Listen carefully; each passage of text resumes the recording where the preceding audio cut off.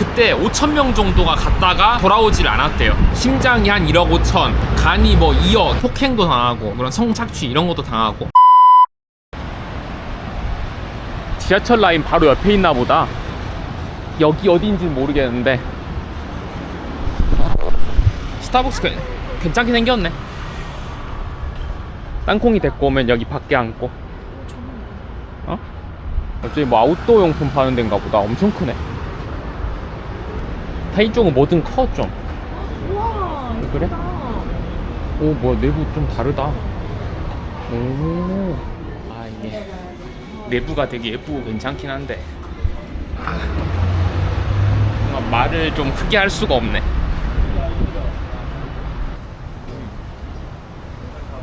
의자가 좀 이상한데. 네, 제가 오늘 여기 야구 보러 왔고요. 오늘 한국 시리즈 2차전 날이거든요. 대만 시리즈가 진행 중이고 지금 5차전 하려고요. 그래서 3대1. 그래서 오늘 끝날 수도 있어요. 제가 지금 타이종에 왔잖아요.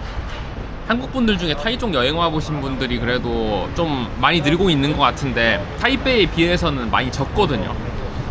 그래서 타이종 온 김에 요새 좀 핫한 이야기를 해드리려고요. 요새 제가 유튜브도 알고리즘이 전부 다 캄보디아 그리고 뭐 동남아 여행 주의 이런 거로 다 바뀌고 있거든요. 워낙 핫한 소식이잖아요. 근데 이게 그거랑 대만이 무슨 상관이 있냐 그렇게 생각하실 수 있는데 일단 먼저 타이중이 어떤 데인지를 좀 알려드릴게요. 타이중이 일본만큼은 아닌데 대만도 조폭이 있거든요. 근데 그 조폭들이 대부분 타이중에 몰려있대요. 뭐 저녁에 이럴 때는 위험한 지역은 안 가는 게 좋다 뭐 이렇게 말할 정도로. 그리고 대만은 한국보다 문신에 대한 게 되게 너그러운 편이거든요. 그래서 보면은 막 길에 그 이레즈미 문신 같은 거 있잖아요. 그런 게 하고 있는 사람들 좀 볼 수 있어요.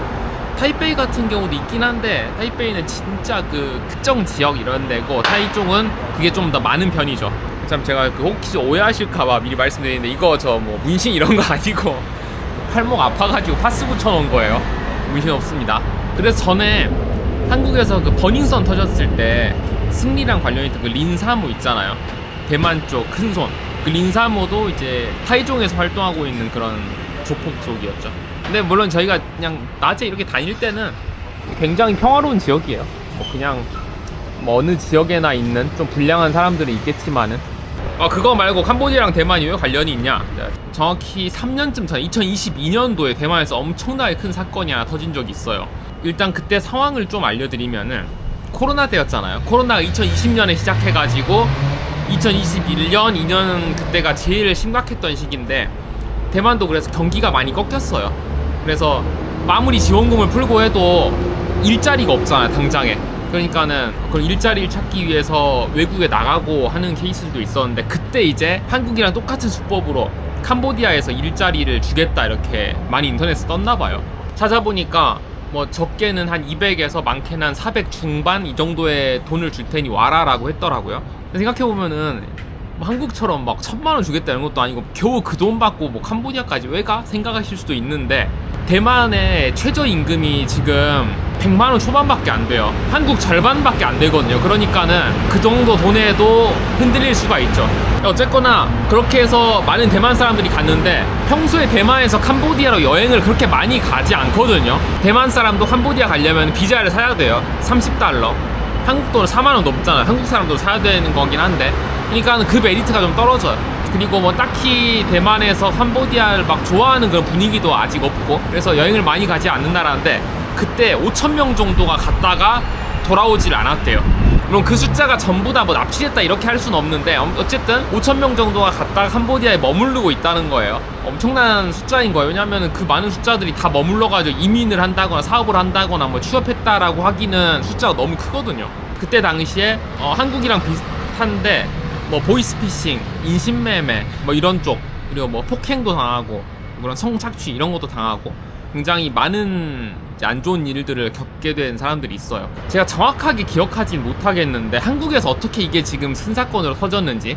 근데 제가 본 처음 기사는 그 한국에서는 누가 도망 나온 분이 잡혀있다가 대사관에 알렸는데 대사관에서 막 막 내일 와라, 직접 신고해라 이런 식으로 말을 해가지고 그게 좀 뜬 걸로 알고 있거든요. 대만은 그게 아니라 어떤 인플루언서가 밝혔어요. 그거를 인플루언서가 어떤 그런 잡혀있는 사람하고 접촉이 됐나봐요. 그래서 그걸 공론화를 시켰는데 한국이랑 비슷해요.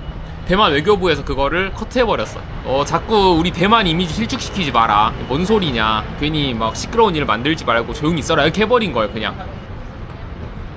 근데 이 사람이 실제로 누구 몇 명이랑 같이 들어가가지고 대만 사람 8명 정도를 구했대요. 그렇게 구하고 나서 그렇게 대만 외교부에서 말하니까 이제 완전 엄청나게 화가 난 거죠. 이 사람이 이제 증거랑 이런 거 다 들이밀어버린 거예요. 다 공개하면서. 솔직히 한 사람이 어떻게 외교부랑 싸워요. 근데 이제 화가 나버린 거지 너무. 그래서 전부 공개하면서 봐라, 이런데도 거짓말할래, 이렇게 해버리니까 외교부가 하루 만에 사과하고 인정을 했대요 그거를. 근데 이게 대만 입장에서 조금 어려운 게, 한국도 지금 막 무슨 군사력을 써야 된다, 한국 코리안 데스크 설치해라 이렇게 얘기가 나오는데, 대만은 아시다시피 대만은 수교가 돼 있는 나라가 많이 없어요. 그러다 보니까 어떤 나라에 대만 대사관이 없거든요. 그래서 이름을 바꿔서 대표부라고 해가지고 대사관 비슷한 역할을 해줘요. 근데 힘이 좀 약하죠. 근데 심지어 캄보디아에는 대표부도 없어요. 캄보디아가 워낙 친중 국가라서 아마 좀 그런 것 같아요. 그래서 보통 캄보디아에 있는 대만 사람들은 옆에 뭐 베트남이나 태국에 있는 대표부에서 이렇게 대만 일을 본다더라고요. 그런 상황이니까 이 외교력의 한계가 온 거야. 뭔가 캄보디아 정부랑 직접 어떻게 얘기해가지고 할 수 있는 게 좀 약한 거예요.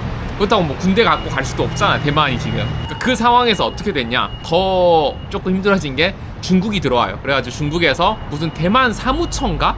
그러니까 중국은 대만이 자기 거라 우기니까 그런 거를 만들어진 게 있대요. 그래서 그걸로 대만 사람들 구해주는 거예요. 뭐 잡힌 사람들이야 뭐 누가 구해주든 무슨 상관이에요. 도움을 받았다 알고 보면 중국이야. 아니, 뭔 상관이에요, 고마운데. 그런 상황이 돼버리니까 이제 약간 대만 정부는 엄청나게 깎이고 중국 정부는 막 엄청나게 칭찬받는 그런 상황이 돼버린 거예요. 정치적으로도 굉장히 힘들어졌죠 대만이. 그때 이제 간 사람들이 근데 어떤 일을 겪었냐, 한국이랑 비슷할 건데 사실 아마 많은 분들이 모르실 텐데 대만이 보이스피싱의 거의 원조 국가 같은 거예요. 저 다음번에 혹시 기회가 되면 또 자세하게 말씀을 드릴 건데, 굉장히 예전부터 보이스피싱을 해왔고, 그러다 보니까 이제 방법들이 굉장히 다양하겠죠. 노하우가 있고. 그리고 이 보이스피싱 시장이 굉장히 큰 나라예요. 캄보디아에는 중국인들이 들어왔잖아요. 중국 조폭들이. 근데 중국 조폭들이 물론 한국 사람 납치해서 하면 좋긴 한데 제일 편한 게 누구겠어? 말 통하는 대만 사람들일 거 아니야. 그러니까 대만 사람들 납치해가지고 그 일에 쓰는 거겠죠. 그래서 보이스피싱에도 엄청 많이 쓰이고, 또 하나가 좀 충격적인 게 인신매매가 그렇게 많았다고 지금 주장이 나오고 있어요. 대만 언론에서 밝힌 걸로는 걔네들도 뭔가 그런 단가가 있을 거 아니에요. 그래서 뭐 심장이 한 1억 5천, 간이 뭐 2억 이렇게 가격이 매겨져 있었다. 뭐 정확하게 밝혀진 건 아니에요. 근데 어쨌든 그런 정황 증거들이 너무 많이 나오고 있는 거죠. 그래서 그 사건 뒤로 어쨌든 잘 공조를 해가지고 60몇 명인가 이제 다시 구출해서 오거든요. 근데 이제 모든 구출된 사람들이 똑같은 증언을 하죠. 나 여기 가서 엄청나게 맞고 구타, 고문 뭐 다 있었다, 이런 얘기들을. 근데 진짜 충격적인 게 한국은 아무래도 청년층이잖아요. 이제 한 번에 돈을 좀 더 많이 벌어보려고 가고 그런 걸 유혹을 하니까. 근데 대만 같은 경우는 무슨 고학력자들, 좀 부유층의 애들, 이런 애들도 납치가 됐더라고요. 갔다가 굉장히 다양한 방법을 쓴 것 같아요. 아까 5,000명이라고 말씀드렸는데 정확하게는 숫자가, 갔다가 캄보디아에서 돌아오지 않은 숫자가 4,679명이래요. 그리고 그 중에서 한 303명 정도가 그 피해를 겪은 사람이라고 이제 밝혔는데, 모르죠. 아무리 생각해도 캄보디아까지 가서 5,000명 가까운 숫자가 거기에 무슨 그런 자리를 잡고 살 거라고 생각이 안 들거든요. 대만 인구는 한국 절반밖에 안 되는데 그렇게 많은 숫자가 가서 캄보디아에서 뭐 해 먹고 산다고? 아닌 것 같아요. 제 생각에는 300명이 진짜로 그렇게 자기 의지와 상관없이 갇혀있다, 갇혀서 불법적인 일에 동원이 된다, 그럼 다른 사람들은 자기 의지로 불법적인 일을 할 수도 있지 않을까? 어찌됐건 대부분의 사람들은 거기서 그런 일을 하고 있지 않을까 싶어요. 물론 이제 그런 케이스도 있지 않을까요? 갔다가 제3국으로 나간 거야. 그냥 여행을 뭐 계속 해나가려고. 그런 와중에 뭐 어떤 가족이랑 연락이 안 닿을 수도 있고. 근데 뭐 얼마나 되겠어, 그런 숫자가. 가족들이랑 아예 연락이 안 닿는 게. 제가 자료를 찾아보다가 보니까 이게 벌써 한 3년 전이잖아요. 그러니까 그때 당시에 기사나 이런 걸 찾아보니까 한국 사람들 댓글을 많이 달았어요. 근데 대부분이 막 놀리는 거 혹은 뭐 야 우리가 뭐 대만까지 걱정해 줘야 되냐 이런 얘기들이 있는데 그게 좀 안타깝더라고요. 왜냐면 그때 당시에 이미 캄보디아에서 피해를 입은 사람들이 있었을 거거든요. 근데 그게 좀 더 공론화가 됐으면은 진작에 터져가지고 이게 더 피해가 안 커졌을 텐데 한국도 지금 한 2, 3년 사이에 피해가 어마어마하게 는 거잖아요. 특히 최근 1년에. 그러니까 그거를 골든타임을 많이 놓쳐버린 것 같아가지고 듣기로는 뭐 계속해서 위치만 옮길 뿐이지 이런 범죄들이 있을 거라고 생각을 많이 하시더라고요. 캄보디아에서 미얀마, 태국 북부 뭐 이런 데로 옮겨갈 뿐이다 이렇게.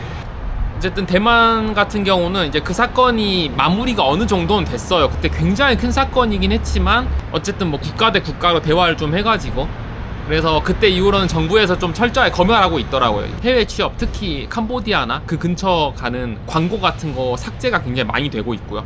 조심하라는 얘기를 굉장히 많이 하고 그거에 더불어서 어쨌든 걔네들이 하는 게 이제 2차적인 범죄를 또 양상하는 거잖아요. 보이스피싱 같은 거. 그래서 보이스피싱 조심하라는 문구도 엄청나게 많이 붙어있어요. 진짜 한국이랑 비교해도 많거든요. 대만에서 굉장히 심각한 사건이에요. 대만 뉴스에서도 지금 한국에서 일어난 피해를 굉장히 주의 깊게 보고 있고요. 한국이 피해 규모가 훨씬 크잖아요 지금. 어쨌거나 뭐 말씀드리고 싶은 거는 이제 워낙 이런 것들이 대두되고 있는데도 계속 피해자가 나오고 있잖아요. 그래서 그런 부분들 조심하시고 대만 같은 경우는 아까 말씀드린 것처럼 아직까지 그 조폭들이 조금 공공연하게 활동을 하고 있거든요. 그래서 아마 그런 사람들이랑 연계가 돼서 캄보디아에 보내진 사람도 있지 않을까? 그렇게 생각도 하고 있고요, 많이들. 대만은 한국이랑 좀 다르게 막 친한 형이 전화해가지고 갈래? 이런 케이스들은 없는 것 같아요. 한국적인 정서에서 그거는 이용을 한 거고 대만 같은 경우는 대부분 다 그냥 완전 그냥 취업 알선? 제 생각에는 어떤 그런 흑사회라고 하거든요. 대만 조폭들과의 연계가 조금 있지 않을까? 엄청납니다. 5,000명이에요, 5,000명. 진짜 5,000명의 그런 건실한 청년들이 외국에 갔다가 무슨 이유에서든 못 돌아오고 있는 그런 상황. 말은 해결됐다 그러는데 해결되는지 잘 모르겠어요. 그 뒤로 뉴스가 갈수록 줄어들더라고요. 대만 정부 입장에서는 그런 뉴스가 계속 커질수록 욕만 엄청나게 먹는 상황이라 정치적으로도 좀 변질돼가지고 뭔가 사건이 커질수록 중국 정부 칭찬받고 이런 상황이 되니까는 좀 리스크가 있었겠죠 아무래도. 혹시 다음번에 또 기회가 되면은 이런 대만 보이스피싱, 대만 범죄에 관련해서도 조금 알려드려 볼게요. 대만이 되게 착하고 순수한 나라 같죠? 그렇지만도 않아요. 네. 아무튼 항상 조심하시고 저는 또 재밌게 야구 보러 가보겠습니다.